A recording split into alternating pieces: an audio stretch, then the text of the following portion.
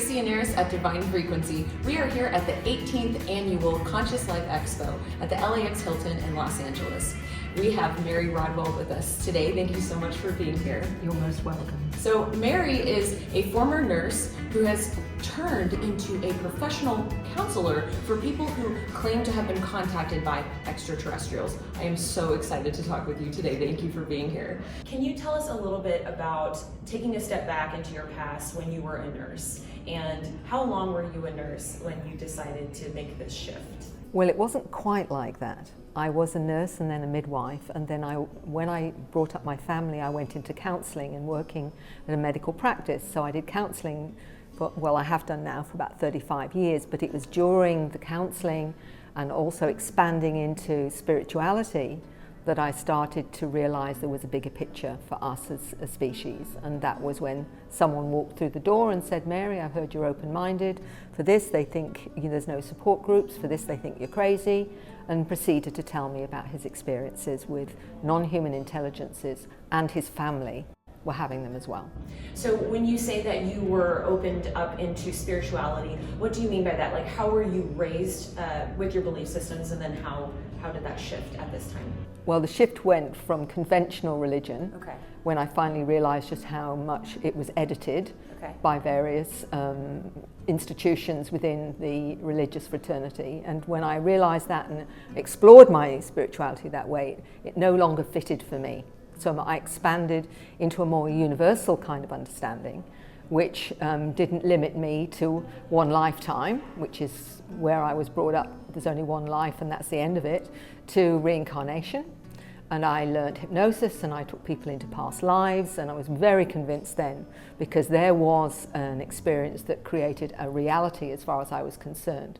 Whereas a lot of the dogma that I was taught, I realised had been edited and changed in ways that made it completely different. And that was when it switched me off completely from conventional religion. And I'm not going to go into it any more than that. Absolutely. But to basically say I expanded into a kind of more universal way of understanding spirituality and an understanding soul. Was it when you put somebody into hypnosis and they had a past life regression experience that you decided that you believed in reincarnation, or was it some other experience? Well, to start with, I've always been a bit of a bookworm. So if it was weird and wonderful, I usually had a book on it.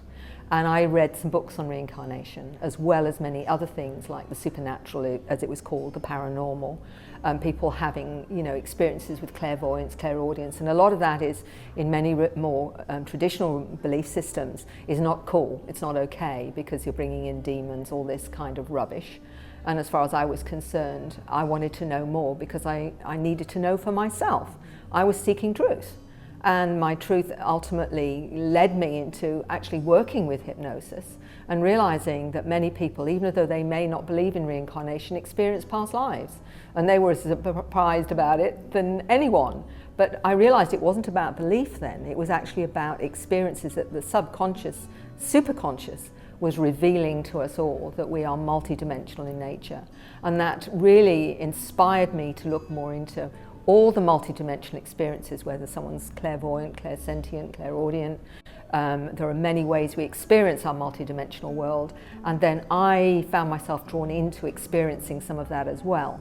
And that was the revelation, this wasn't just gifted people that could do this, it was actually our heritage as a species. Very interesting, and I want to ask you more about your own personal experiences. And before we get there, I would like to ask you about this first brush that you had with extraterrestrials when this person came into your life, where you were counseling them and you said that they had some interesting experiences. Can you tell us a little bit about what that was like for you? Well, I realise now that in a way our soul orchestrates the map, getting you through your life experiences. And one of the things that I'd been opened up to was that we were multidimensional, that people were having experiences outside the box.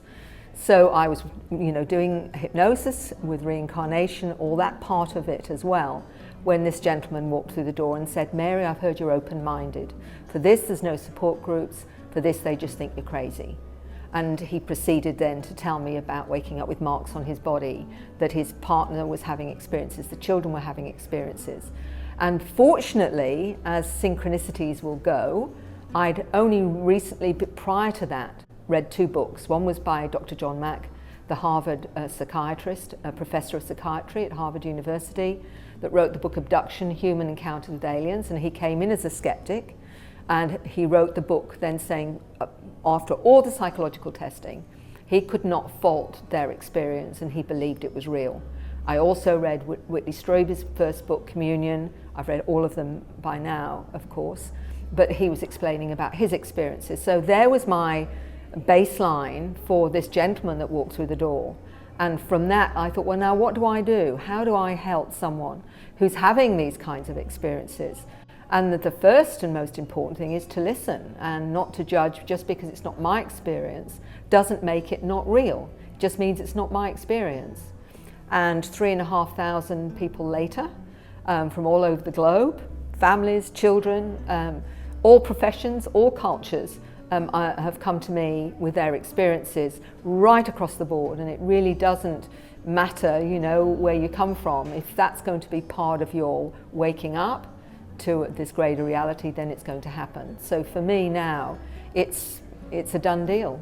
I find it really interesting that you were talking about someone who's had an experience where there were bruises on his body after what appeared to be an abduction. I have also seen not only bruises on the body, but also implants, experiences with marks on the head or bruises on the head. My question for you is, do you think that there are malevolent and benevolent extraterrestrials, or what are your thoughts on that? Because it seems like this is against free will to take somebody and to harm them in these ways, and I'm just really curious about your thoughts on this. Well, that's a very complex question, as I discovered. It isn't as simple or as black and white as the good ones and the bad ones. There are many, I believe, higher intelligences that are interacting with us. I also believe there are intelligences that are more self-serving. So we're talking about the self-serving ones, but a lot of the marks and implants are not necessarily extraterrestrial as well, because we've got what we know is the military interference here, called MILAB, the military abductions, where some of the most traumatized have come from human inhumanity to human rather than extraterrestrial. And that is coloring the water, because they will have similar kinds of symptoms, if you like, where marks, implants can be put there by the military. So that actually really complicates the whole thing, because they may believe it's ET when in fact it's not, because there's something called programmed life forms that look ET, that are created by our military, and that's greys. They've created greys, or zetas as some people know them. They've created reptilians that are programmed life forms, and and some of them have done their very best to make the mantis fearful. But doesn't mean the mantis are bad. And I've done regressions where someone is being told that the mantis were evil, and it was all programming from them. So when somebody says, I've had this experience or that experience, what I say to them is this: don't go on what you've read, don't go on what other people tell you. When you're having an interaction with that being, what are you feeling from them? What is your sense of them? Because that's the only thing that really you can trust, is your experience of your interactions. But having said that, some of the people that are really fearful, sometimes they're fearful because they didn't know what happened. Their anticipation that it must have been bad, when maybe it isn't. And I've taken many people into hypnosis, into an experience, and realized that in fact these beings were doing a healing and something very positive, but they hadn't understood that. So there's often this misconception that because they've been picked up, that there's going to be something malevolent, and that's not necessarily the case. Sometimes they're picked up to be taught things. There's space schools that the children talk about, and adults where they're taught things on craft. Whereas I say we've discovered with our surveys, with the organisation I belong to, which is the Dr. Edgar Mitchell Foundation, Free Foundation, we discovered with surveys of over 4,200 people, 600 questions, that 50% of them had healing on craft. 50% of that number. Goodness knows how many others. But if you don't know what's going on, and you are not aware of what maybe the mandate will be, then you're going to be scared. So you can be scared of what may have been or might have been, or the fact that you simply don't understand. So sometimes fear doesn't come from what actually happened, but the fear of what might have happened. So that's why I'm saying it's really quite complex, and why when someone comes to me, when we explore it, we actually get to the truth. We get to find out what actually happened and whether or not it was something to fear, or whether or not it was a completely different understanding that may change their attitude to it 180 degrees, and it has done. Could one argue that all of these abductions are actually military abduction, or how can you kind of tell the difference between what appears to be a military abduction or something extraterrestrial? Well, ultimately, when you take them into hypnosis, there's a lot more awareness that you can bring in from their subconscious, superconscious. So they can then say, oh, I'm seeing maybe humans in white coats. I'm seeing what looks like an underground base, or et cetera, et cetera. Then you're pretty certain this is more likely a military operation or what have you. If in fact they find themselves up and being drawn up into a craft, then it's, there's your scenario or whatever. Certainly, without doubt, the military ones are traumatizing, they're drugged, they're traumatized in a number of ways, and there is no question in their mind that this is not ET, this is actually human. Why would the military abduct someone? Very simply because they want to know why someone's been picked up, what's happened on the craft, what do the ETs know, what are the ETs teaching them. They want to know as much as possible, and the only way to do that is to pick somebody up who's had experiences, because then they gain information from them. Wow. So are you saying that there seems to be a correlation between people who are abducted by extraterrestrials and then also abducted by the military? That's why the military pick them up. That's why you get the black helicopters after someone's had an encounter, and 15 minutes later there's black helicopters outside, because they know they come through portals, and they're coming through portals to visit and pick up people for an experience or a contact. And at the same time then they'll be aware that it's happened, and 50 minutes later you'll get the black helicopters turn up. Do you find that a lot of these people that come to you with seemingly MILAB or military abduction experiences, do they have military experience, or do they come from military backgrounds with families in the military, or do you see it kind of like all over the place? That's a very good question, and there certainly seems a high percentage have parents in the military themselves, or they've been in the military. There are thousands of people that have had these abductions by the military, thousands and thousands. And it's done for a number of reasons, and one of them is primarily to get information about what the ETs are up to, what they're doing, what are they teaching humanity, etc. And the other is to make sure it's so terrifying after being picked up that they never talk about it, so they won't disclose their ET experiences, because who's going to believe it? Do you think that some of these people who have been traumatized by the military could be having delusions of extraterrestrials, or do you really believe that extraterrestrials are real and physical beings, or are they non-physical? How does this all work? Well, first of all, the most important thing that people need to understand, and from all the research that we've been doing, and my research for 25 years, is you've got physical, non-human intelligences, you've got interdimensional ones, you've got extra-dimensional ones, trans-dimensional ones, and visitors from our future, as all that I know. So we're talking about a whole range of intelligence in different forms, if you like. And there are, as I say, some are very physical, but there are light beings, energy beings. There's a whole range that come from other dimensions. So for me, it isn't, again, it's not one or another, it is all of that we're coming to understand, and we're realizing it. The only way we can understand it is through consciousness, because that's what they're interacting with, is consciousness. And the most important fact people need to know, why it's so hard to prove they're having experiences, because this was part of the surveys that we did with this 4,000 globally, was that we discovered only 25% of the experience is physical, 75% is out of body. So why is it hard to quantify? Simply because we're having to quantify that we are not our physical body, and that we have a spirit that actually operates outside of our body. Our consciousness operates outside of it, and a lot of the experiences we may have with them are in our out-of-body state. What I find so fascinating about your work is that people are having experiences, whether or not it's legitimate, extraterrestrial, or delusion, or whatever the answer is on that. You have gone into a phenomenon that needs help. People need real, tangible help and counseling, and I just really appreciate that you saw the need for that, and you had a calling on your heart to go into that arena. And I can only imagine what you've uncovered, can you tell us a little bit about maybe something that you came in contact with that surprised you, that had a really large impact on your belief systems?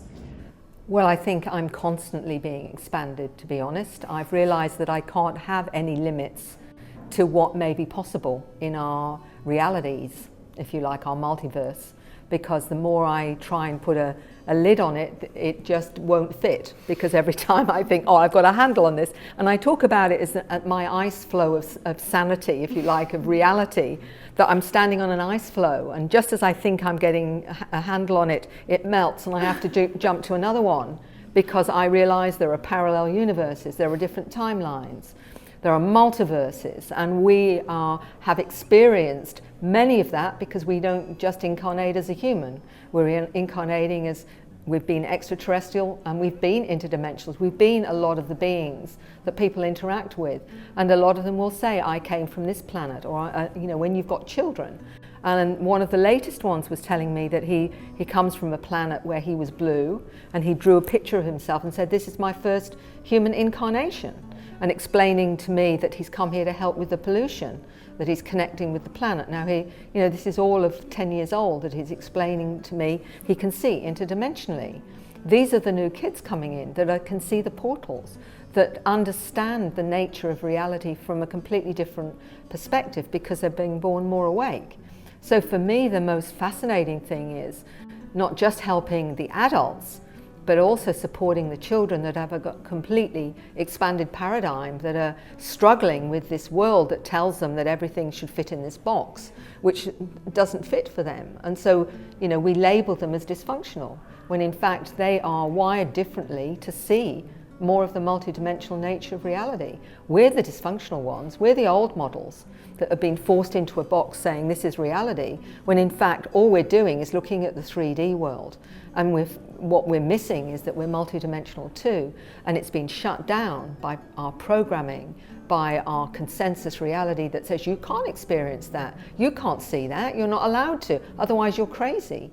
So all these beautiful souls that get born, it doesn't matter what age they are, they're told that this is not okay. To be normal, you can't see those orbs, you can't see Granny over there that's died, you can't see these beings because you're crazy, aren't you? Now, one of the most important things for me is encouraging people to own their truth, their true reality, because they're then no longer bipolar. They're actually going to integrate their 3D material world with a multidimensional one in harmony, so that they can actually be fully functional. And this is what the ETs are doing, I believe. They are creating an environment where we can actually start owning our star heritage and become truly functional and truly what we're meant to be. What I think is really interesting is the idea of raising consciousness around these types of experiences that you're talking about. And my question for you is, the people who become interested in these topics, do they become more susceptible to ET contact or MILAB experiences? Or what's the relation between people who do not open themselves up to these kinds of topics, that think that they're wrong or incorrect or delusional, and they just go about their merry way, and then you have the group of people that become interested in it? Do you think that those types of people will be more susceptible to having ET experiences, or is there a correlation? It's an interesting one. First of all, I'd like to say that there are many ways you can be activated into seeing more of your non-physical world, including ETs. And it may be for some a healing journey. They learn Reiki and start opening up. Somebody else, they may take ayahuasca or go on a shamanic journey and start to see beings and whatever that opens them up. Others start to have spontaneous out-of-body experiences, or start learning remote viewing, for example. So there are many different ways that you can be the catalyst for you to realizing that there is a multidimensional world. But I also believe that it's part of your soul mandate if you want to wake up too. So you create for yourself a particular time it might be a near-death experience, for example, or feel you're a walk-in soul. All these may be the way that soul chooses to wake up and to experience more of their multidimensional reality. So I believe it's really the soul that creates the scenario that most appeals to that particular individual for their experiences or whatever. There'll be some souls that say, I want to stay in 3D this lifetime. I don't want to experience anything else. And I often quote Dr. Lena Olson, who's a good friend of mine. She's a molecular biologist, but she's also an experiencer. And she said that she believes that we're separating out into two frequencies, low frequency people and high frequency people. And the low frequency people are deciding to stay in 3D. So they'll never ever wake up. And I always say that if a UFO landed on their front lawn, they'd say it was a fire engine, because they're not going to see it, because they do not want to see it. And the ones that are ready, the high frequency, are ready because I believe now we are, as a species, many of us are ready to go to that next level of experience and awareness of higher consciousness. How does demonology fit into this, or evil beings? Right, well, we live in a duality. So when we, as a soul, I believe, have chosen to come, we've got to have the goodies and the baddies so that we have something to actually contrast. So you don't know what joy is unless you're sad. So I believe that we've created something to allow us to understand what love really is. And love is something that's without fear. So we go into fear and then we experience things that we think are negative because we are creating a fear baseline. So they're really challenging us, these lower intelligences are challenging us to choose a higher frequency or not. They're either saying, you stay with me, and the only time that they will make themselves present is in two levels as far as I understand. One of them is fear. If you're really fearful, or you have upset your energy system through drugs or alcohol or whatever, you lower your energy system. They're like parasites, really. They say, oh, this is a good frequency, it suits me because it suits where I'm at. And so that it will make themselves available. They also use ego is another great one. They love it if somebody believes their own spin, and they're so wonderful because that's another not so high frequency. But the ones that lose the need for either fear or ego, they can't plug in. It's like an electricity cord. You can't plug into something that's of a higher frequency. You just can't. So are they evil? They don't see themselves as evil. They just see what they need as an energy. And they're tapping into that energy. And if they can manipulate something, oh, this is fun, isn't it? So you either buy into that or you say, I am not going to be part of that anymore. And this is all about you trusting that love is the highest frequency, because this is always being taught about. It's about love. You know, when we're without love, we're in fear. When we are full of ego, we're losing the plot. The whole point is that as you no longer buy into those lower frequencies, there's nothing that can access you at all. Isn't fear sometimes important and useful, though? Like, for instance, when you're a child and you're afraid of touching fire, that's kind of healthy because... Yeah. I mean, we're learning about how to be 3D, and 3D has lots of different lessons to share with us. But as a counsellor, one of the most important things, and I've worked with hundreds and hundreds of people with their life issues, and some of them have had deeply traumatic experiences, as in childhood or adulthood, with relationships or whatever. And one of the things I say to them is this: they may look at that and believe absolutely they're a victim of that. And I'll say, but did you gain anything out of that experience? And 9 times out of 10 they'll say, but yes, I did. I learned about how not to be. I learned how I needed to be different to that in some way, or I learned for me that this was what was important, whether it was no more judgment, no more violence or whatever. So I said, so what you're doing then is you're seeing that you can choose to see it from that perspective, or you can choose to see it from that perspective. Which one is most helpful to you? It's all about attitude, isn't it? You know, the cup half full, the cup half empty. And I think that's where free will is, because I believe after all my hypnosis between lives, where they say I choose this lifetime, I choose my parents to teach me things, I choose my siblings to teach me things and whatever. These are the challenges I'm now going to have in that life. I believe that's orchestrated completely by the soul, and that free will is our attitude to our challenges. Do we want to see it as something to learn from and grow from, or do we want to say everybody's horrible to me and it's not fair? We've got a choice, always a choice. Absolutely. Can you tell us a little bit about an experience that you've personally had that you would like to share, something that was cool that happened to you? Oh, I've had lots of interesting things happen. Sometimes, I will tell you of one that was interesting in the sense that we went to Mexico to a place where Carlos Diaz saw the light ships. And I was there with a group of 7 people. And we went right to where there's a place where he was supposed to see the light ships one night. And it was pitch black in the field. And we had a cameraman who was filming it. And all we did was meditate. And what was interesting about it that I didn't know at the time, we were all meditating, only for a few minutes after putting out to the universe something, beautiful and whatever. And I remember thinking, oh, that cameraman, I wish he'd stopped shining that light down the center. It's so distracting. I was getting really irritated by the cameraman that I thought was shining his light down like this. I'm like, it's so distracting and what have you. I'll be glad when he stops doing it or something or other. Anyway, we come out of it. And the cameraman is at the other end of the field. And he said, I didn't want to come any closer. And we said, why? Well, you were surrounded by a fog, he said, and I got freaked out, he said to me. So he said, I wasn't anywhere near. And 2 other people like me experienced this strange light, literally in the center of the thing. And it certainly wasn't the cameraman. But without doubt, something was going on because we all, 3 of us experienced exactly the same thing. But I have had lots of other kinds of interesting phenomena. Did you sense that it was a positive experience? Oh, to me, I think it was some form of interaction. Okay. And I always see it as positive because as far as I'm concerned, for me, I have absolutely no fear. And the reason I say that is I don't see there is any reason to fear. We've come to have an experience on this planet. I haven't come to be scared of everything.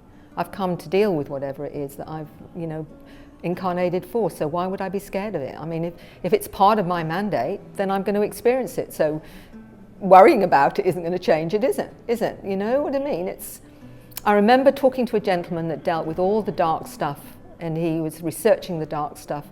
And I said to him, he's had black helicopters, he's had cars outside and what have you. And I said, do you ever worry, Ellis? I said about, the fact they could take you out. And he says, Mary, they've taken me out a few lifetimes, he says, but I just come back and do it again. And I thought, you know what? That sort of appeals to me.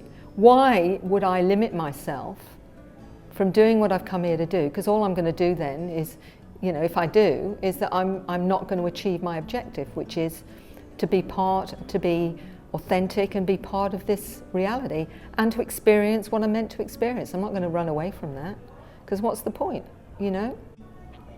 So for me, we've created it anyway. This is our creation. I've got a feeling that we're on a holodeck, I like the Star Trek holodeck, and we've got the goggles on saying, well, I'm going to create a bit of drama there for myself, and I think I'm just going to put that in because that looks interesting and whatever, and having a great time. So I just see this as a human adventure, and we've got to have goodies and baddies because that makes it interesting. Otherwise, how would you know the difference between love and not love? Is through creating the differences. What do you think the purpose of our experience is then? Because it's interesting thinking about all of these people who are interested in different phenomena. You have people going out to try to call down lights in the sky, or they're meditating to have ET contact experiences, or whatever that looks like. What's the purpose of all of it? The purpose is growth. It's about each spark of that universal source that I think we're all part of, saying, I'm going to send out aspects of myself to experience all different perspectives from all different realities and to bring back that source of information so that we can all access it, whether you call that the Akashic Records or collective consciousness or whatever it is. And I think that this is all part of what we're doing, is we are gaining understanding of who and what we are from a different level of material reality. Thank you so much, Mary, for being here today. Oh, you're most welcome. It was a pleasure. Thank you. This is Teresa Yanaros at Divine Frequency. We are here at the 18th Annual Conscious Life Expo in LA. Thank you.